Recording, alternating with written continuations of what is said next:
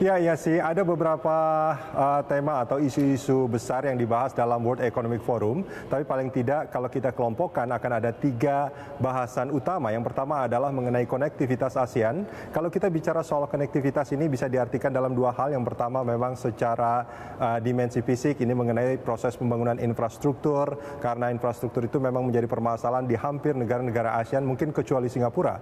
Karena kita lihat memang infrastruktur ini sangat menjadi urat nadi dari proses pembangunan dan pertumbuhan ekonomi. Dan yang kedua mengenai konektivitas digital. Ini artinya bagaimana menghubungkan people to people atau orang dengan orang, ide dengan ide, termasuk juga dengan mesin-mesin.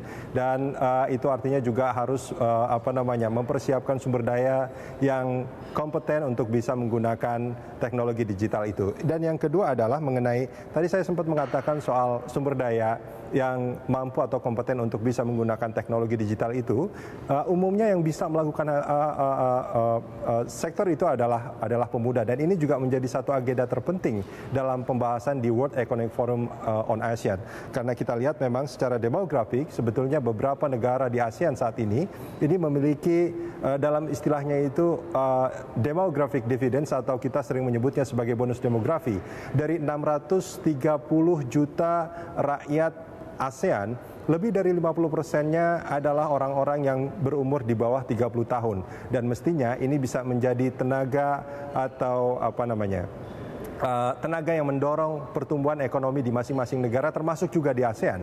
Dan yang ketiga adalah mengenai bagaimana ASEAN yang sudah berumur 50 tahun ini berdampak signifikan terhadap rakyat ASEAN dan juga secara internasional.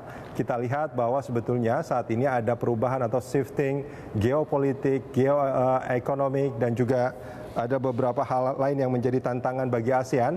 Dan bagaimana ASEAN harus merespon dari setiap tantangan itulah yang akan menjadi bahasan dalam World Economic Forum yang berlangsung di Kamboja saat ini.